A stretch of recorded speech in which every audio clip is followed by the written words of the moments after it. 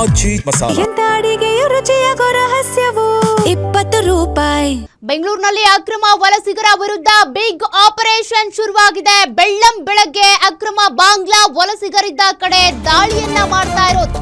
ಬೆಳಗ್ಗೆ 6 ಗಂಟೆಯಿಂದಲೇ ಪೊಲೀಸರ ಬೃಹತ್ ಕಾರ್ಯಾಚರಣೆ ಆರಂಭ ಆಗಿದೆ.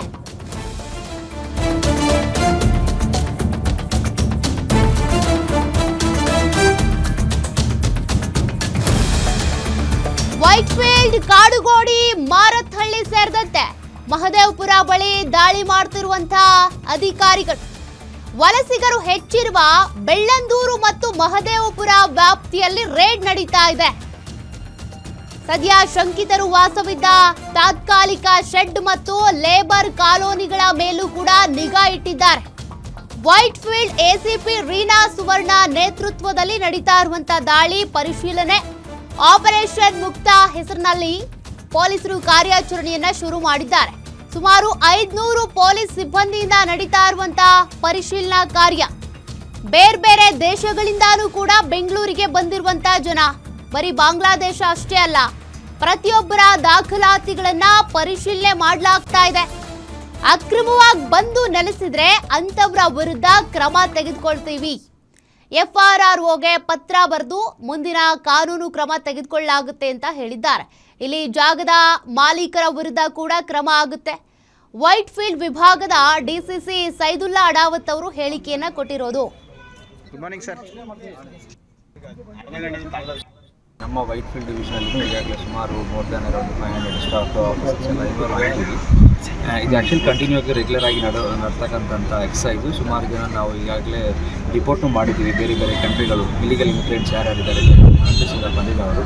ಸೊ ಇವತ್ತು ಮಾರ್ನಿಂಗಿಂದ 6 o'clockಯಿಂದನೂ ಎಲ್ಲ ಪೊಲೀಸ್ ಸ್ಟೇಷನ್ ಲಿಮಿಟ್ಸಲ್ಲಿ ಸುಮಾರು ಮೋರ್ ದ್ಯಾನ್ ಅರೌಂಡ್ 30 ಪ್ಲೇಸಸ್ ಹತ್ರ 30 ಪ್ಲೇಸಸ್ ಹತ್ರನೂ ಈಗ ವೆರಿಫಿಕೇಷನ್ ನಡೀತಾ ಇದೆ.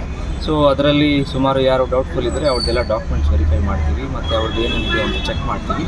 ಅದನ್ನು ಫರ್ದರ್ ನಾವು ಏನಾದರೂ ಅವ್ರ ID ಕಾರ್ಡ್ ಸಿಕ್ಕಿದರೆ, ಇಲ್ಲ ಬೇರೆ ದೇಶಗಳದ್ದು ಏನಾದರೂ ID ಕಾರ್ಡ್ ಸಿಕ್ಕಿದರೆ ಅವ್ರಿಗೆ FRRO ಆಫೀಸ್ಗೆ ಬರ್ತೀವಿ. ಮತ್ತು ಡಿಪೋರ್ಟೇಷನ್ಸ್ ಆರ್ಡರ್ ತೊಗೊಂಡು ಬಂದಮೇಲೆ ಲೀಗಲ್ ಪ್ರೊಸೀಜರ್ ಏನಿದೆ ಅದನ್ನು ಬೇರೆ ಕಂಟ್ರಿಗೆ, ಯಾವ ಕಂಟ್ರಿದವ್ರು ಇದ್ದಾರೆ ಅವ್ರಿಗೆ ಡಿಪೋರ್ಟೇಷನ್ ಮಾಡ್ತೀವಿ.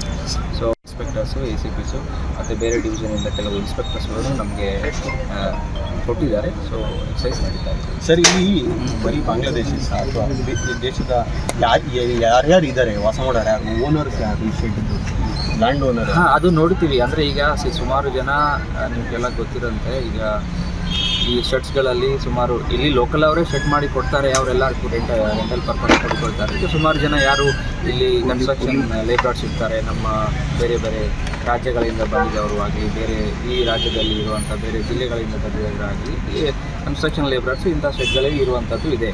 ಸೊ ಅವ್ರ ಮಧ್ಯದಲ್ಲಿನೂ ಬೇರೆ ದೇಶದಿಂದ ಬಂದಿದ್ದವರು ಇದ್ದಾರೆ ಅಂತಲೂ ಮಾಹಿತಿ ಕೆಲವುಗಳು ಇದೆ. ನಾವು ಆಲ್ರೆಡಿ ರಿಪೋರ್ಟೇಷನ್ ಮಾಡಿಕೊಟ್ಟಿದ್ದೀವಿ.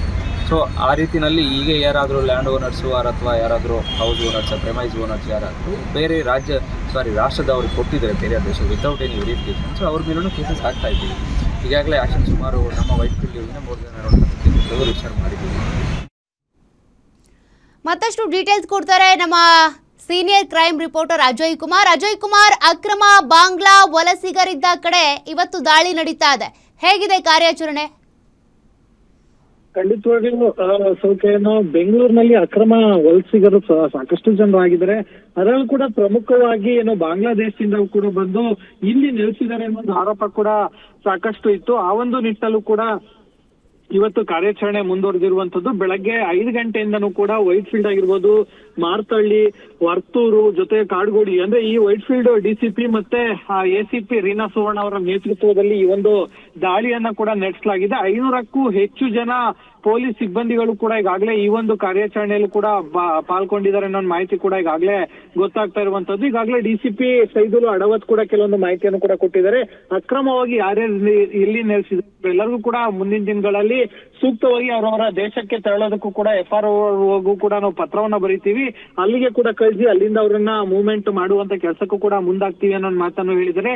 ಇದರ ಜೊತೆಗೆ ಅಲ್ಲಿ ಬಂದು ಉಳ್ಕೊಳ್ಳೋದಕ್ಕೆ ಸ್ಥಳವನ್ನ ಕೊಟ್ಟಿರುವಂತಹ ಮಾಲೀಕರ ವಿರುದ್ಧನೂ ಕೂಡ ನಾವು ಕ್ರಮಕ್ಕೆ ಮುಂದಾಗ್ತೀವಿ, ಅವ್ರ ವಿರುದ್ಧನೂ ಕೂಡ ಕೇಸನ್ನ ರಿಜಿಸ್ಟರ್ ಮಾಡ್ತೀವಿ ಅಂತಾನೂ ಕೂಡ ಹೇಳಿದ್ದಾರೆ. ಯಾಕಂದ್ರೆ ಏಕಾಏಕಿ ಸುಮ್ಮನೆ ಯಾರೇ ಬಂದ್ರು ಕೂಡ ಅಲ್ಲಿ ಇರೋದಕ್ಕೆ ಬಿಟ್ಟಿರೋದು ಇವರ ತಪ್ಪಾಗತ್ತೆ. ಸೊ ಹೀಗಾಗಿ ಆ ಒಂದು ದೃಷ್ಟಿಯಿಂದ ಮಾಲೀಕರ ವಿರುದ್ಧವೂ ಕೂಡ ನಾವು ಕ್ರಮಕ್ಕೆ ಮುಂದಾಗ್ತೀವಿ ಅಂತಾನೂ ಕೂಡ ಹೇಳಿದ್ದಾರೆ. ಬೆಳಗಿಂದನೂ ಕೂಡ ಏನು ನೂರಾರು ಮನೆಗಳು ಕೂಡ ಈಗಾಗಲೇ ಪೊಲೀಸರಿಗೂ ಕೂಡ ಈಗಾಗಲೇ ಸಿಕ್ಕಿರುವಂತದ್ದು. ಅದರಲ್ಲೂ ಕೂಡ ಏನು ಇಲ್ಲಿರುವಂತರ ದಾಖಲಾತಿಗಳನ್ನು ಕೂಡ ಪರಿಶೀಲನೆ ಮಾಡ್ತಿದ್ದಾರೆ. ಇದರ ಜೊತೆಗೆ ಯಾವುದೇ ರೀತಿಯಾಗಿ ಫೇಕ್ ದಾಖಲೆಗಳು ಕೂಡ ಈಗಾಗಲೇ ಕೆಲವೊಬ್ಬರಿಗೂ ಕೂಡ ಈಗಾಗಲೇ ಸಿಕ್ಕಿದೆ. ಆ ಒಂದು ನಿಟ್ಟಿನಲ್ಲೂ ಕೂಡ ಯಾವ ರೀತಿಯಾಗಿ ಇವರು ಫೇಕ್ ದಾಖಲೆಗಳನ್ನೆಲ್ಲ ಮಾಡಿಸಿದ್ದಾರೆ, ಜೊತೆಗೆ ಯಾರಾದ್ರೂ ಮಾಡಿಸ್ಕೊಟ್ಟಿದಾರ, ಅವರು ಇನ್ನೂ ಎಷ್ಟು ಜನಕ್ಕೆ ಈ ರೀತಿಯಾಗಿ ಮಾಡಿಸಿದ್ದಾರೆ, ಹೀಗೆ ಸಾಕಷ್ಟು ವಿಚಾರಗಳನ್ನ ಒಳಗೊಂಡು ಈಗಾಗಲೇ ಕಾರ್ಯಾಚರಣೆಯನ್ನು ಕೂಡ ಮುಂದುವರಿಸಿದ್ದಾರೆ ಅಂತಾನೆ ಹೇಳ್ಬೋದು. ಬಹುತೇಕವಾಗಿ ಈಗಾಗಲೇ ಒಂದು 50ಕ್ಕೂ ಹೆಚ್ಚು ಜನರು ಕೂಡ ಈಗಾಗಲೇ ಸಿಕ್ಕಿದ್ದಾರೆ ಅನ್ನೋ ಮಾಹಿತಿ ಕೂಡ ಇರುವಂತದ್ದು. ಸೊ ಹೀಗಾಗಿ ಕಾರ್ಯಾಚರಣೆ ಮುಂದುವರಿಸಿದರೆ ಮುಂದಿನ ದಿನಗಳಲ್ಲಿ ಈ ಒಂದು ಕಾರ್ಯಾಚರಣೆ ಮುಂದುವರಿಯುತ್ತೆ ಅನ್ನೋ ಮಾಹಿತಿಯನ್ನು ಕೂಡ ಕೊಟ್ಟಿರುವಂತದ್ದು. ಸೌಖ್ಯ. Okay, thank you Ajay ಡೀಟೇಲ್ಸ್ಗೆ.